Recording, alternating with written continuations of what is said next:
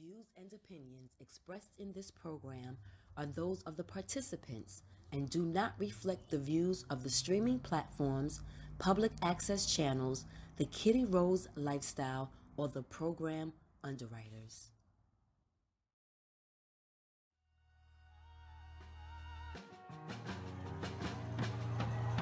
Tim's on my feet, stomping out the negativity. Everybody not a friend of me. Spread the love, still I move deliberately.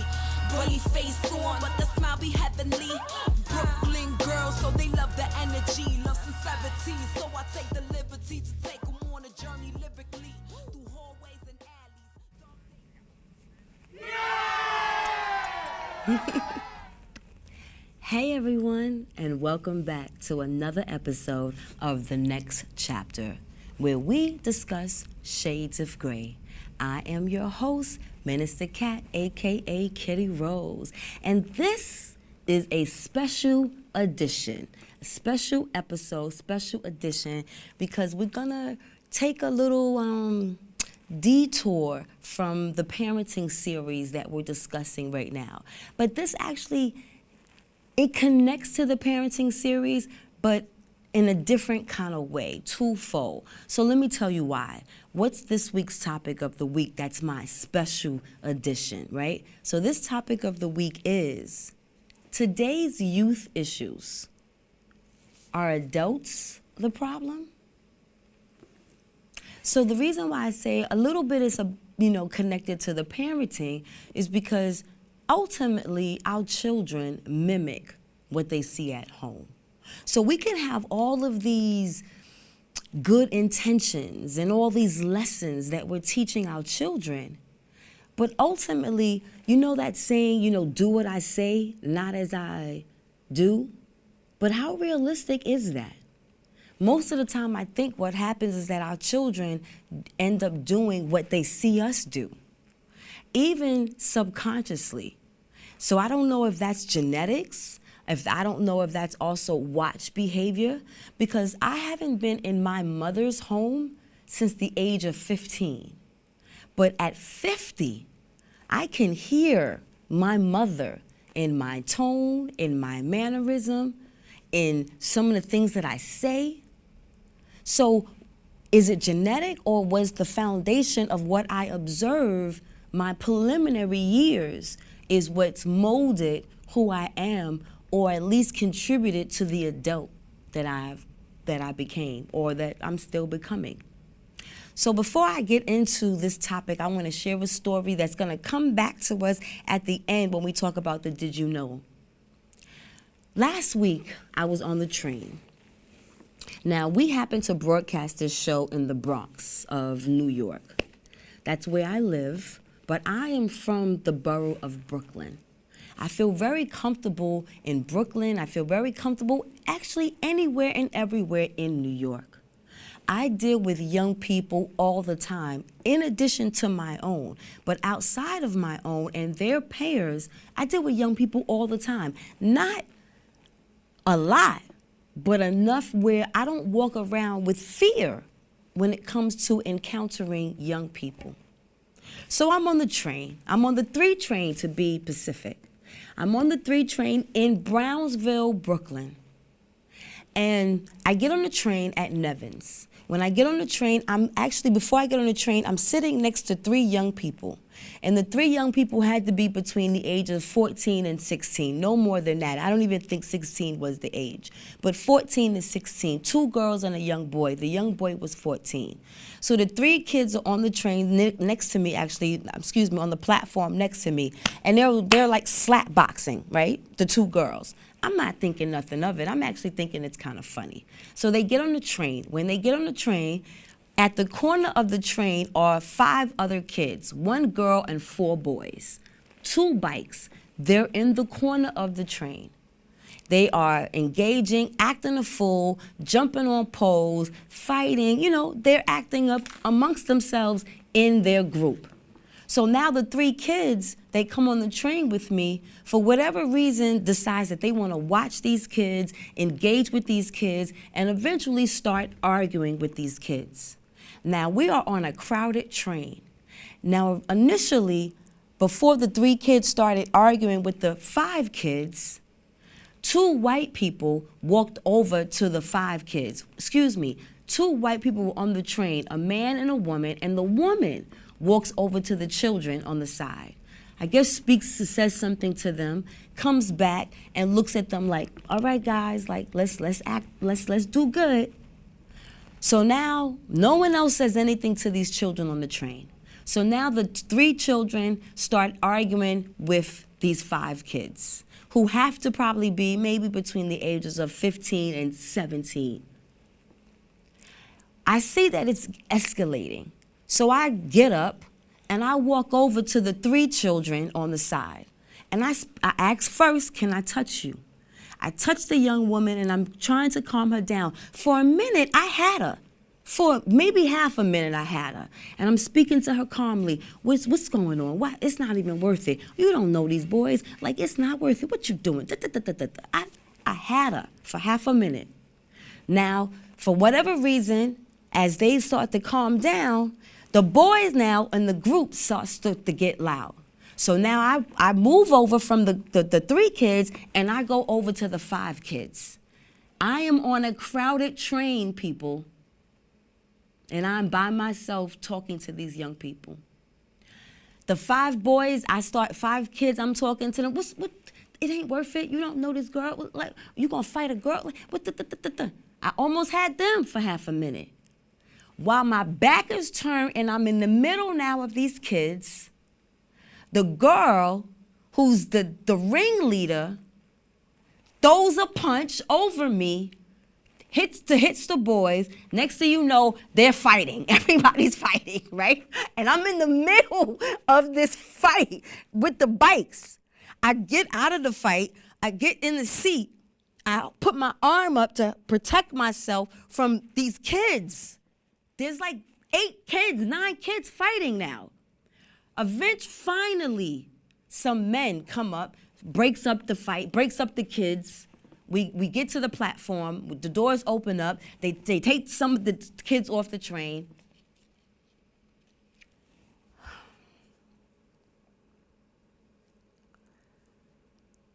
My problem is, it's 9 o'clock at night. I had a lot of mixed feelings about what happened. I shared it on social media.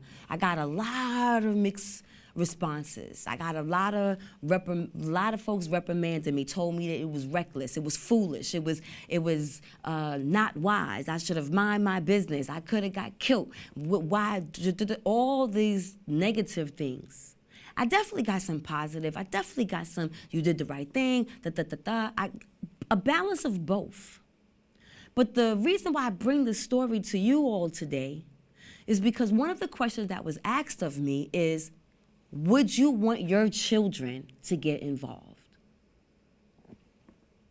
And I do so much to lay the example for how I want my children to be, how I want people to be.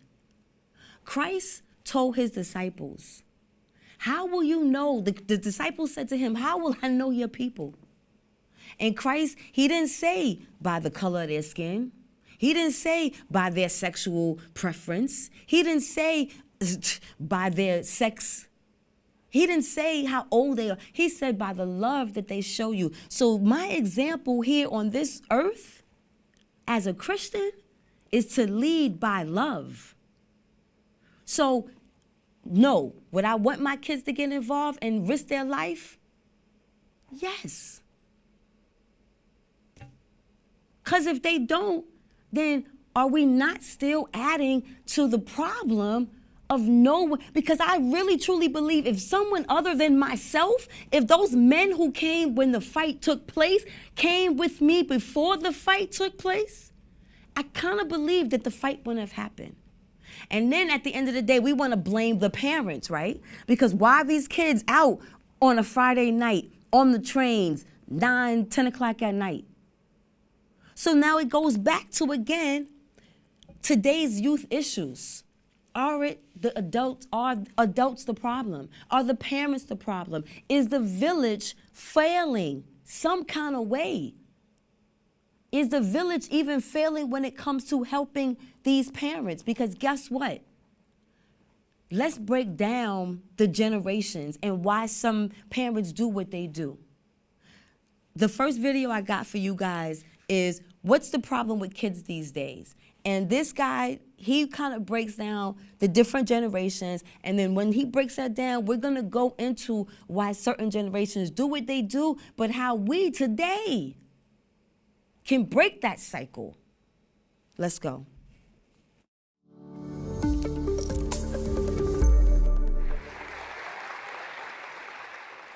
I want to pose a question to all of you. It's probably going to be a little bit divisive, and that question is, what's the problem with kids today? Yes, see, you got a little feelings about that. Okay, and I figured you would simply because there's no shortage of people sharing online, even teachers and parents, about how today's generation, it's worse than ever. They're so spoiled, this me group. They're ruining all these industries with their selfishness and their avocado toast, right?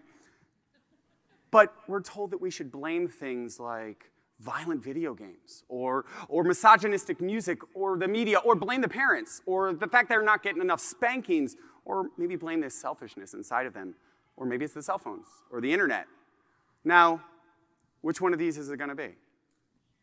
What if it's none of these? The thing is, after each seemingly next inevitable tragedy that happens, this rhetoric starts to ramp up and we hear how it's the death of society, the death of our culture. These damn millennials, they just need a good whooping. And things really just don't feel right. Now, my perspective comes from having a couple of Gen Z kids of my own that I want to protect. And I have taught iGen and millennials in New York City's District 75, which is citywide special education, with kids with some of the most extreme behavioral challenges. So I've seen some stuff. But I'm also not from those generations. I am on the cusp of Gen X, sort of Xennial, if you will, so I might not be inherently biased about these groups. I'm saying a lot of things about generations, so I think we should take a little second to talk about these generations. We got the greatest generation. Anybody here from there? Probably not? No? Yeah. If I hit your generation, though, feel free to wave your hands in the air. Then we've got the silent generation. Both of these groups fought in various wars, helped to build a nation. There aren't a lot of them left, so we're going to forge ahead. Boomers, any boomers out there? Yeah, okay, a couple. These were the me generation. They were the yuppies of the 80s, the hippies of the 60s. They were the beneficiaries of the nation on the rise, and some of the loudest critics of young people today. Then we got Gen X. Woo, Gen X. All right. Yeah, these sort of cynical latchkey kids. You know when MTV used to still play real music? That's that. Then we've got these often maligned millennials, the first digital generation. And after them, we've got iGen or Gen Z. Now, their personalities are still formulating, but they are the largest and most diverse generation to date. And a lot of people maligning the youth of today, they don't differentiate between those last two groups. So what category did you fall in, or do you fall in? What generation of parent are you? Because you know our audience is anywhere from parents that are my age, or 50, to the parents of my age that are between 70 and 80. And then we have our young parents who are in their 30s that are the children now that we're currently engaging with. Because my children are the 19, 20, 21 to 28. And then you have that 30-year-old, 30 to 35-year-olds that are incredible young people. So are we talking about those 10 right now to 16-year-olds? Those are the children of the 30-year-olds, 40-year-olds. They're not my parent, my age group of parents. So I bring that up because I notice that each generation changes the way we parent. We have that silent generation that wasn't, I don't know if they weren't interested in communicating, but it wasn't an issue. I think, especially during the time of the Great Depression, we had time on our hands because we didn't have television, we didn't have the things that we have now to distract us. But I think that even though we had more time on our hands, the level of communication always kind of seemed maybe surface, not really deep. I was getting my hair done recently, and the woman who does my hair is an African woman, and she's the same exact age as I am. And she has 3 children, just like I do, the same ages as my children. And I was sharing with her that my youngest daughter, who's 21, just went on vacation with her boyfriend, who is also 21, and I know that they engaged in sexual activity. I knew that when my daughter started dating this young man, eventually she would engage in sexual activity. We allowed her, to our knowledge, to start dating at the age of 17.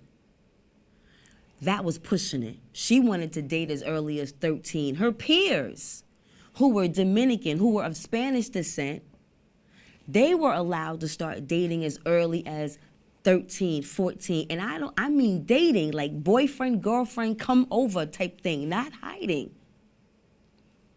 So it was heavy for her father and I not to back down, but we didn't, at least until the age of 17.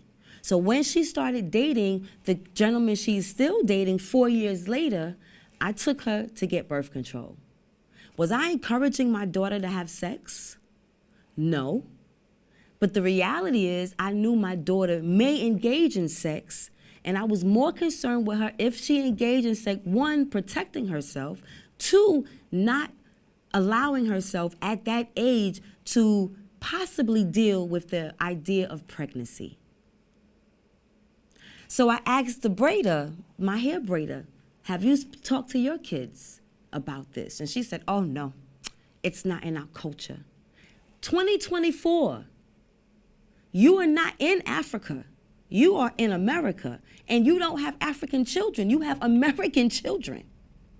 But it's in your culture not to have those conversations with your children who you hope are not engaging. But is that realistic? And what's to say that because it's an African culture, that it's not an American culture, or that it's not a Southern culture, or that it's not a Spanish culture? I don't want my daughter at 20, at 18, at 17 to be engaging in sex. But the reality, again, is there might be a possibility if she's in a relationship that she will be engaging in sex. So do I just walk around naive and say, well, you know, I don't want her to, I want to hope and pray and best? Is that really being instrumental in how I communicate with my children, in helping them navigate through life? So we have these generations that even though our grandparents may have kept quiet, how about we're still having parents in this generation who keep quiet and don't share? And I don't mean about sex. I'm just talking in general sense. Don't have conversations in depth with their children about their life, about their desires, about how they spend money, about who their friends are. Are our conversations always surface when they're children and then when they become adult? Because if that is the case, then again, what is now the example? Isn't it not our behavior? Let's go to our first PSA. Being prepared is a part of who you are, but it's especially important in the case of a disaster. Be informed about possible emergencies in your area. Make a plan that covers where you go in an emergency. Build a kit with the things you need to survive. There's no one more capable of planning for your situation than you. Start your plan today. Go to ready.gov/myplan. So I pose a question to you. How children learn behavior from parents? How does our children learn behavior if conversations are surface? Let's see, even if conversations are in depth. Because you could teach your children and have all the conversations in the world with them. And they can still go in different directions, or that the directions that you are preaching to them. So what is the determining factor to how they behave in the streets, in their life, at work, at home, with their individual spouses, friends, even each other as siblings, even their relationship with you as their parent? How is that being developed as they get older? Is it your concern about being their friend and not their parent? How many of us can relate to that? So the second video I was able to get is how children learn behavior from parents. Let's look at it and then we'll discuss it when we come back. Yeah, my question was, I love my father, but when I was young, I mean like a child, there were few behaviors of his which I always thought that I would never do that when I grow up. Okay, Surprise. but I find myself doing the same things. So is it mirroring or is it something else? I'll tell you what happens. When you tell that you don't want to do those things, do you tell that to yourself only when he's around or also when he's not around? No, not now. When I was a When child. you were a child, yeah. What happens? I guess when he was doing it, when he was around. And did you have a memory of the things that he did that you didn't want to do? And Like for example, he hold is on, I very- don't need to know the details. Okay. But you have a memory of the things he did. Yes. And sometimes that memory would play as well. Right. So now let's say your unconscious wants to model or mirror behaviors. When you have the memory of the things you didn't want him to do, and it plays in your mind, do you think it could become an input to your unconscious? Yes. It could. That is absolutely an example of mirroring. Okay. Okay? See, when you put your attention on any behavior, whether you like it or not, and you create that visual reference, your neurology learns to mirror that behavior. A lot of us do this, by the way, not only with parents. How many of you sometimes did something terrible? You did, like in the meeting, you said something you shouldn't have done, or you did something you shouldn't have done, and you keep playing that memory again and again and again and again and again in your mind. You do that? Each time you play that memory, your neurology is mirroring it. It's not just in the head. It's as much as it is in the head, as much in the body. Okay. So if that's... Yeah, hold on. So you understand what I'm saying so far? So if you did something you didn't like, when you play it in your head, your neurology is going to mirror that in the... Where? In the body, in the muscles. So can it be undone as well? Absolutely. I remember working with a 3-year-old daughter. So there's a parent, mother and father, who brought a 3-year-old child, saying that the girl is banging her head on the wall. I looked at the parents and said, where did she learn to do that from? And the father looked at me and looked at the wife and said, but she doesn't do it in front of the child. So the mother thought that if she closes the door and bangs her head, the child won't pick up that behavior. But you know, unconscious, our sensory acuity is way more developed than we think it is. By the way, Did you peep that? Did you peep that? The father said, but she doesn't do it in front. Just because we don't do things in front of our children doesn't mean that they are not aware of what it is we're doing.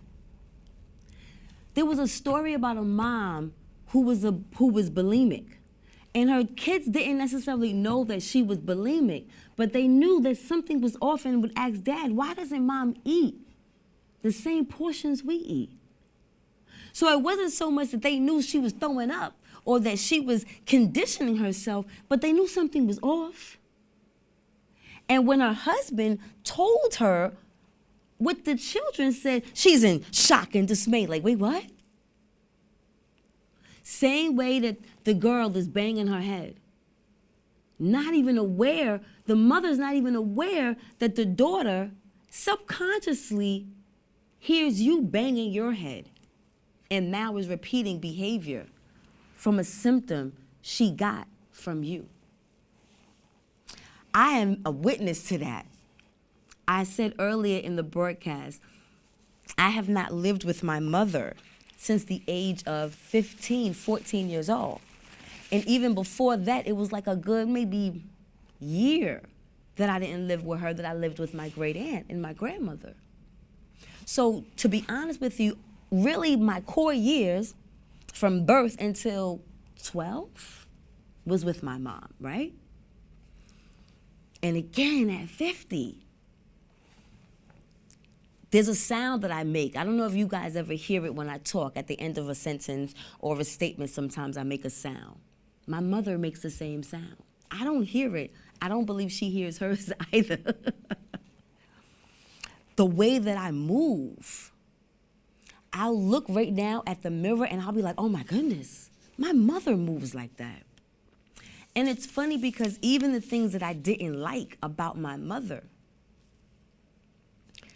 even though I have not been in that household, and these were things that she probably wished that she didn't pass along, probably not even aware she passed it along. Because I'm in that latchkey generation. My mom wasn't necessarily a big communicator, because my mom, like most mothers during that age group, were workers. They were single parents, so they worked 2-3 jobs. So my mother, she was not the let's do your homework together. She was not the let's go to PTA meetings. That wasn't her. My mother was, I'm gonna make sure the lights are on. I'm gonna make sure there's food on the table. And I'm gonna make sure you get your spiritual spiritual food. She made sure that we were devout Jehovah's Witnesses. But that was it. So I purposely tried to do different when it came to raising my children. But I noticed that some of my still tendencies in the way that I approach people sometimes, my tone, which can be very offsetting, is a trait that I got from my mother. The difference is because I'm aware of it and it's been brought to my attention so many times that I am now at the stage in my life where I'm mindful of it so that I can be different with my delivery. Where my mother, and this is no shade and talking bad about my mom, but where my mom is, that's who she is. It's ingrained. She's 70. It is. I ain't changing. I don't mean no harm. Hey. So is that a pattern now that can be picked up with grandchildren or great-grandchildren if they're around that element? Let's go to a break. How do you know when you've made the right decision? It's the feeling you get in your gut. The one that tells you what's right or wrong. It's the one that says, sure, I can have a drink. Or the feeling that says, okay, I've been drinking. Now what? It's the voice inside you that says, I'm buzzed. Better leave the car when it's time to go. Plan ahead. Catch a sober ride. Buzz driving is drunk driving. So children do mimic behavior. They mimic behavior, and it's kind of called mirroring, because it's been input from a visual reference that they had as a child. So good and bad things that we do when it comes to raising our children has a chance of resonating with your children as they now become adults and live out in this world. So it's very important not to just to be mindful of the good behavior, the good lessons. So if you're a yeller, if you're someone who throws trash out, a litterer, loiterer, if you're someone who wants to fight all the time, more than likely, this is what your children are observing, and this is the behavior that they're not only doing out in the street as children, but will stay with them as they become adults. So, how do we repair?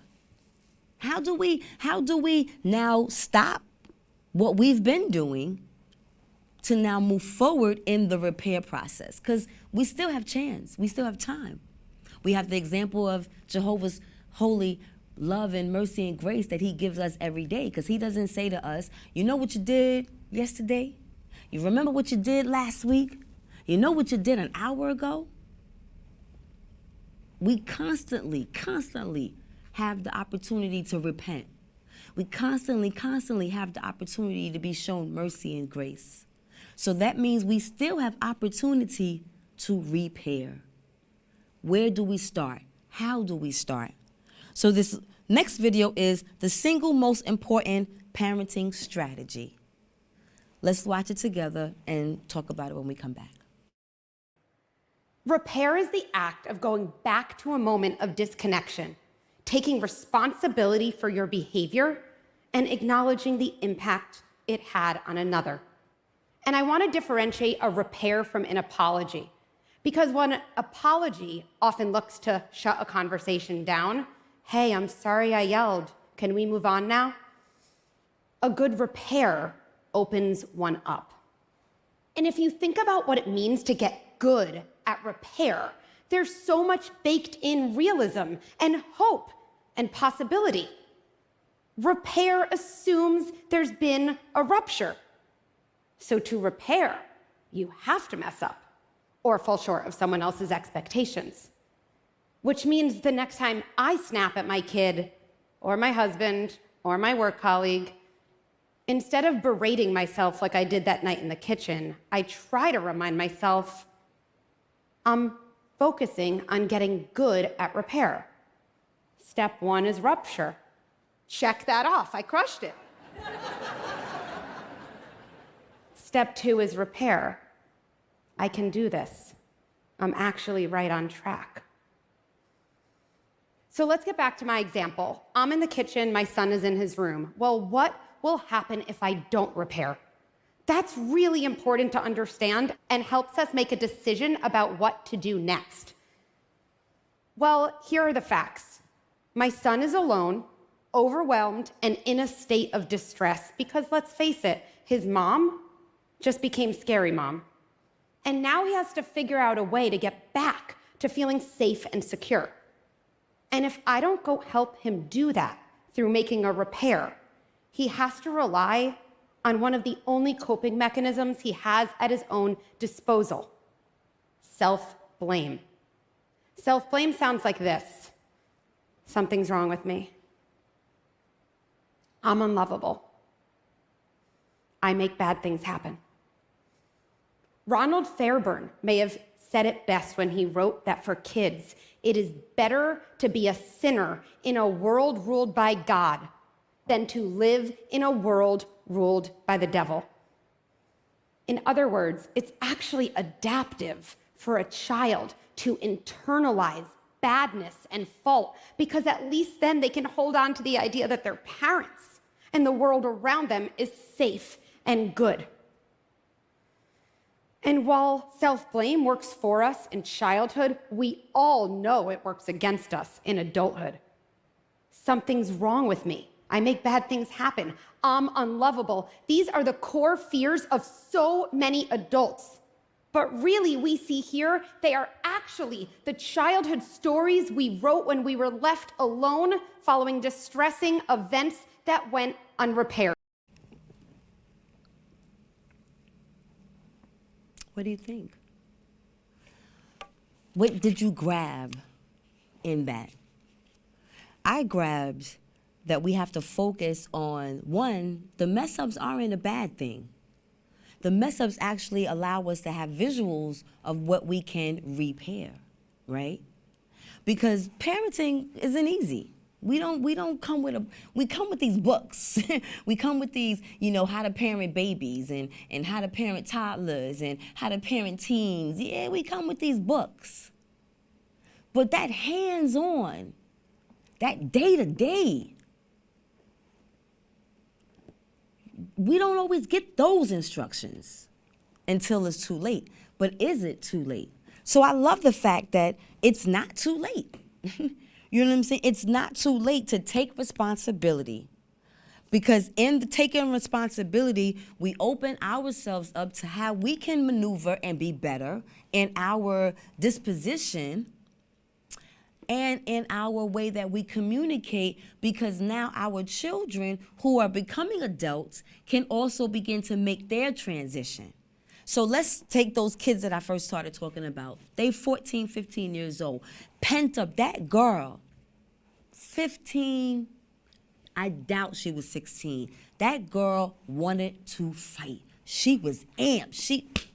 There was nothing I could have probably said. She wanted to fight. Where is that anger coming from? So let's just say, because I'm not a doctor, that anger is stemming from whatever's going on in her house, right?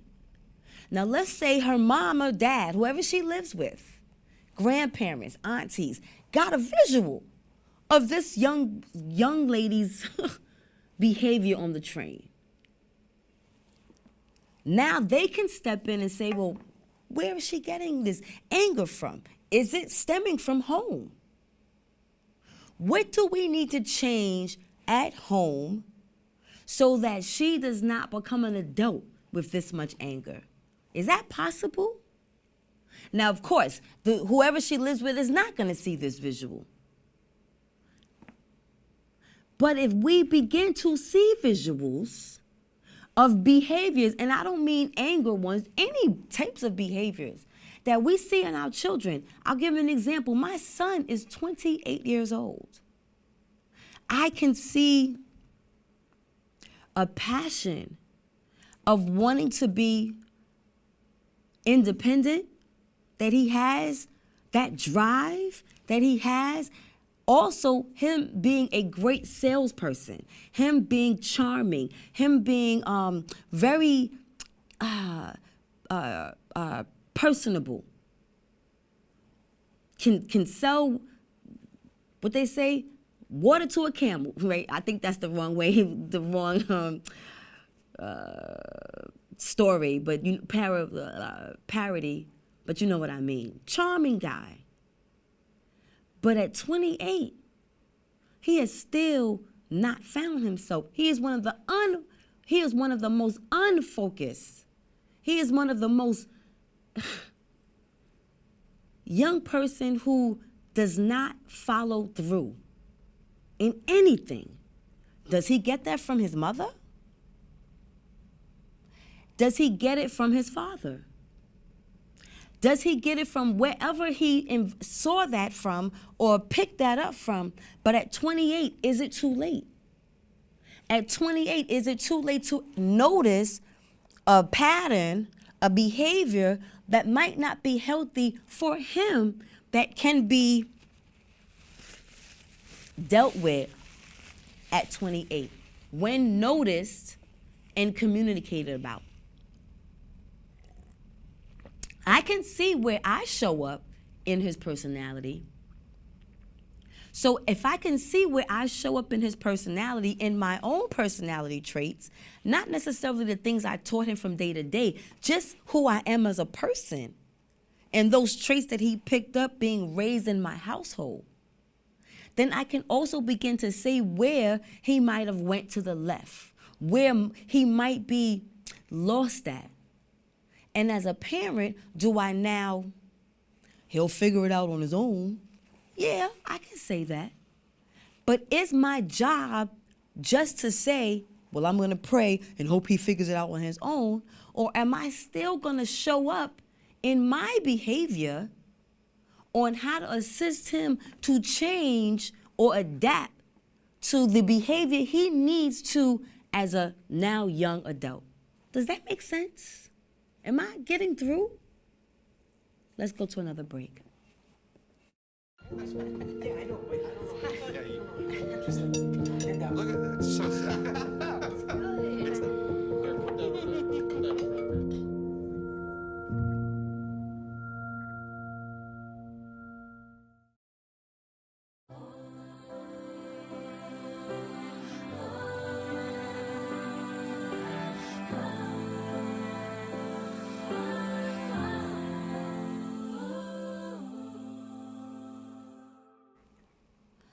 So I hope I'm not sounding judgy, but I am.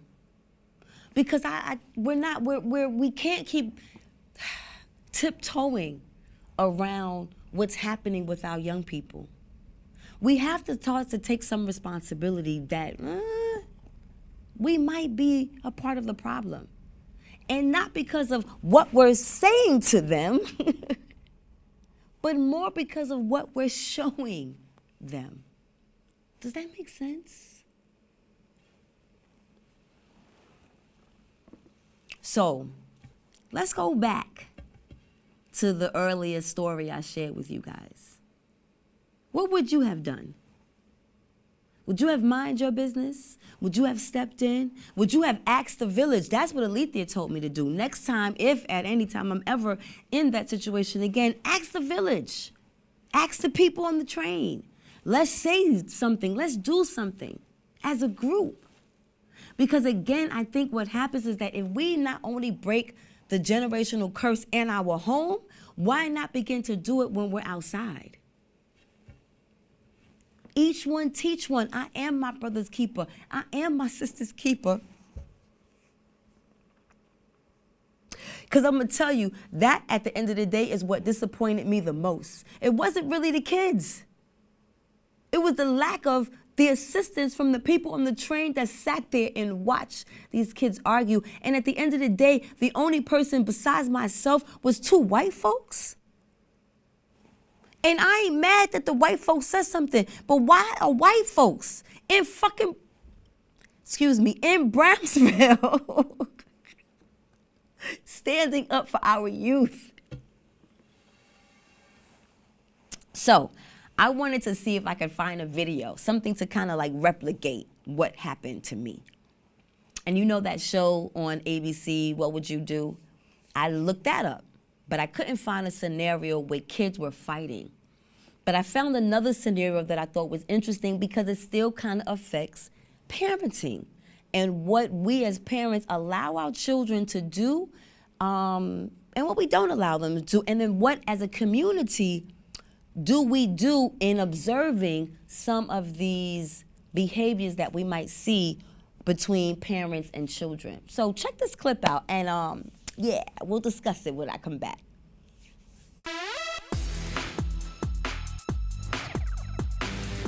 This week, you saw mean kids berating their parents at the Sneaker Room in Jersey City, New Jersey.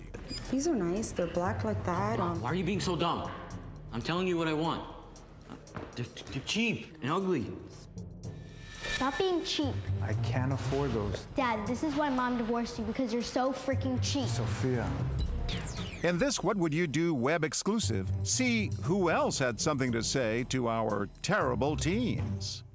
This customer listens in to this mother and son dispute. I cannot afford $200. I can afford $100. We're not poor. Give me the shoe. Give me. It looks like he walks away to avoid the fight. Instead, he's reaching out to our store employee. This kid over here is about to get... What happened? This little kid over here. What did he say? He's being rude to his mom, real disrespectful. If that was my mother would have choked me out. My mother would have put me outside. This is how it is, but whatever. That's what it is. That's how I'm telling my son is the way he is. I'm blessed. We roll again, but this time we swap out our mother and son for this father and daughter. You should try these on. No, they're ugly. They're nice, look. Can't you use like a credit card or something? $180 is not too expensive. It is expensive. Excuse me, is $180 expensive for a pair of shoes? That's up to your dad. He even suggests looking at another pair. You want a color, you gotta match with everything. Right? You could throw pink on, you could throw, baby blue. If you went to Hello Kitty, I haven't do it yet. You agree with my dad? I don't even spend $180 monthly. Well, you guys both be dumb then. Sorry, man. My daughter's worse. You were troubled by what you saw. Yeah, I got an 8-year-old daughter. Who do you blame, the father or the child? I blame the household, the way she was raised. Yeah. She shouldn't be raised like that. Discipline is important, but it's how you discipline them. You take stuff away from them. They got a Game Boy, got an iPhone, whatever, you take that away. It's the way I was raised. Yeah. You know, take everything away. Make her learn her lesson.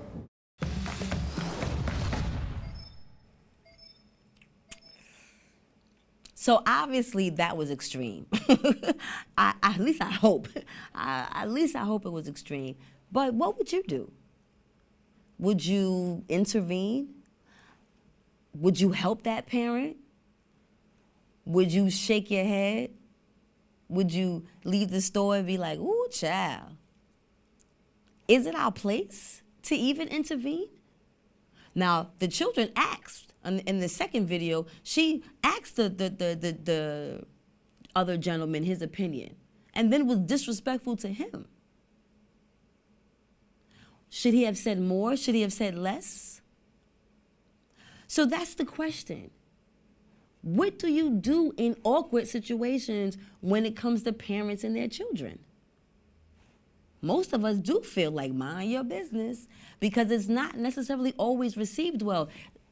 That's television and those are white parents. But we all know you tell some black mother on the train or in a store and you check her or her child about their conversation, more than likely she's now gonna get and yell at you. So that makes a person shake their head, mind their business, and walk out the store. But what help does that do? What help does that do to the mother who's in a position that it's difficult for her, even if she's yelling? We never know what someone outside is looking at. We never even know how that person that we're talking to might be touched, maybe not even at that moment, but later on. One of the things that was said to me about the incident on the train was, you never know how later on in life that might affect those kids that you said something to them. Or whoever else was on the train looking, how they might now feel about being active in the future. You never know what your behavior does for someone else. So again, as the village, is it just important to be mindful about what happens in your household, especially if your household trickles down to the outside? So if your behavior, your children's behavior is because of what they're seeing at home, how does the village outside now help you and yours outside if they stay silent? Because what if now that child can come home and look at something differently that they can even maybe tell their parent, like maybe even not tell their parent something differently. Let's say they came home and they irate and they want to tell their parent, you know, this woman on the train stopped me, you know, how dare her? And then that mother or father could take a moment and as they're defending, upset, consoling, they could even maybe, oh wow. There was someone who looked out. There was someone who said something. There was someone who tried to stop it.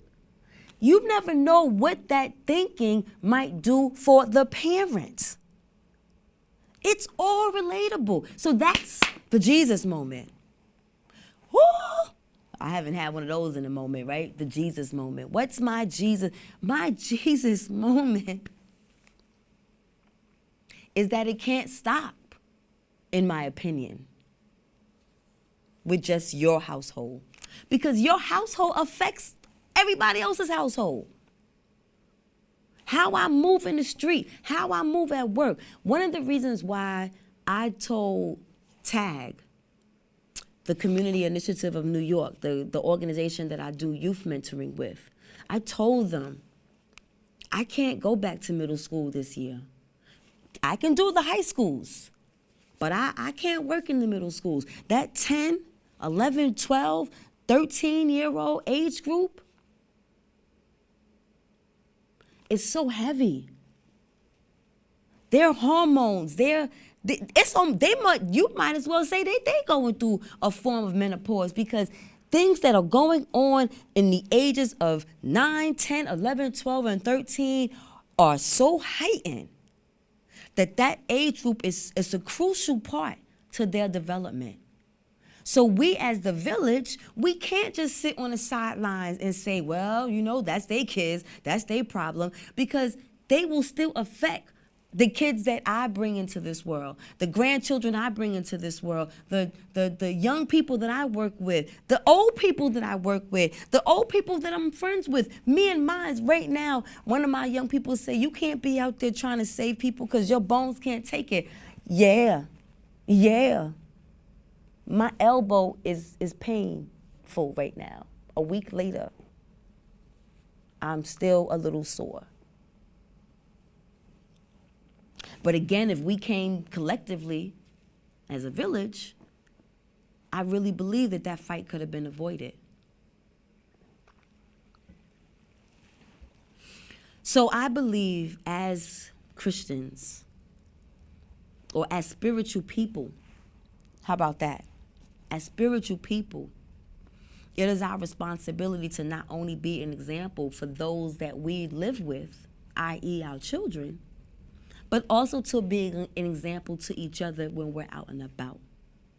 But if we take what's most important, which is our children at home, and really understand that yes, we can talk, we can give them lessons after lessons after lessons. But if we are angry people, if we don't show love, if we don't say thank you, have mannerism, if we don't clean, if we don't talk about God and have God in our life, if we don't pray, our kids are going to mimic everything we do and don't do.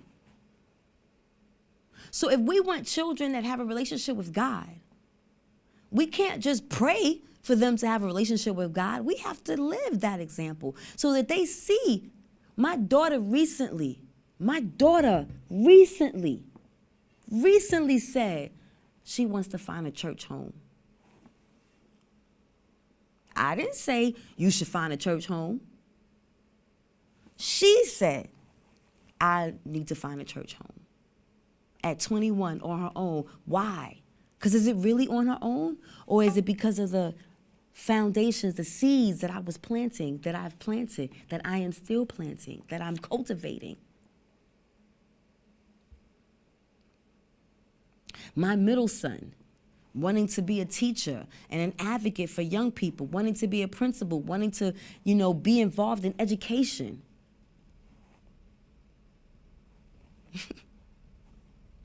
Both his parents are teachers. Both his parents are community activists. Both his parents believe in changing the system within. My oldest son, even in his struggle, he know how to work. He may not know how to keep a job yet, but he know how to work. He know how to be a good person on the job to be trustworthy enough initially. He knows how to be charming. All of those traits they got from their mother. They get from their mother. They're getting from their mother. So the question was, if my children were on the train, would I want them to intervene? I'm going to tell you, yes, I could have got slashed. Today, kids are walking around with guns, especially in Brownsville. 13-year-olds, 12-year-olds, guns. Real talk. Real talk. The way I was in that hustle, I could have easily got slashed. So, would I want my children to do that? I'm going to tell you what I want my children, what I wouldn't want my children to do. And I would not want my children just to sit there. I would not want my children to pull out their cell phone and videotape. I wouldn't want my children to walk to the other cart. Would I want them to engage?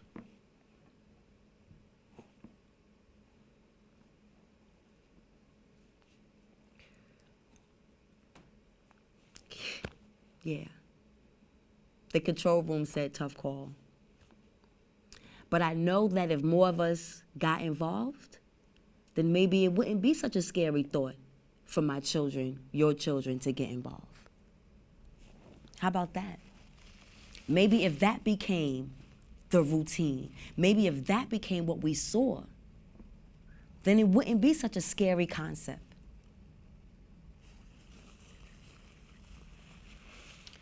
So,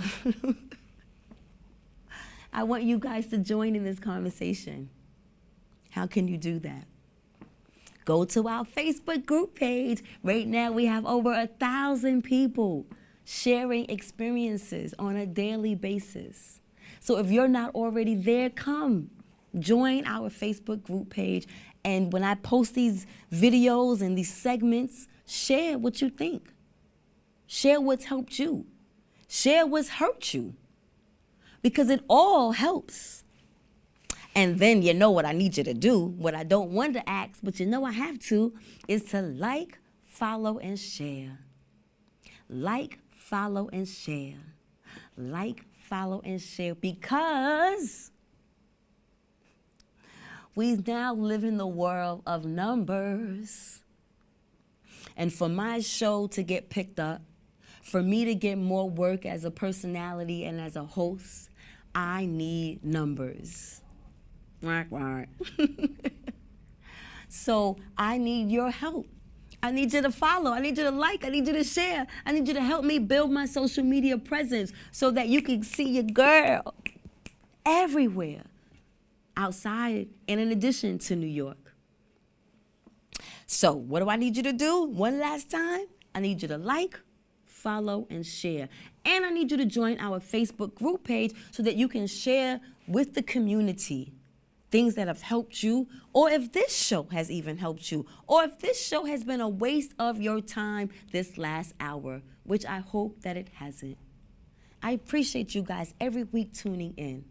And next week, we will be back going to our parenting series. Even though we took a sidebar trip, we kind of didn't. This was still about it. But, you know, right now we're dealing with parenting adult children and life as an empty nester. And I'm getting ready to go to Africa. And I will share my experiences with Africa with you guys when I get back. But, yeah, man, until then, I just need you guys to join the group page, look at this video, share your thoughts, really, you know, and get at me. Like, if you think what I'm saying is not appropriate, I welcome that. I welcome that. Because guess what? I'm not always right. All I can do is preach to you what has worked and what is working for me. And what has worked and what is working for me is working for me in my life. I can't tell you and show you anything different. But what I show you, which is me, all authentic, 110. And that's the example that I want to share with you guys so that you know life is better than what the Matrix is showing you, all right? So this is the next chapter where we discuss Shades of Grey. Now, Fridays at 6 p.m. on BronxNet. It's your girl, Minister Cat, a.k.a. Kitty Rose. The revolution has begun. Mwah!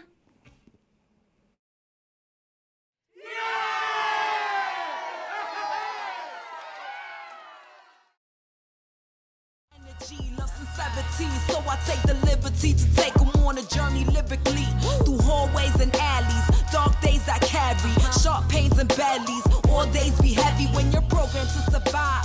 Legendary ciphers get the MCs in the jobs.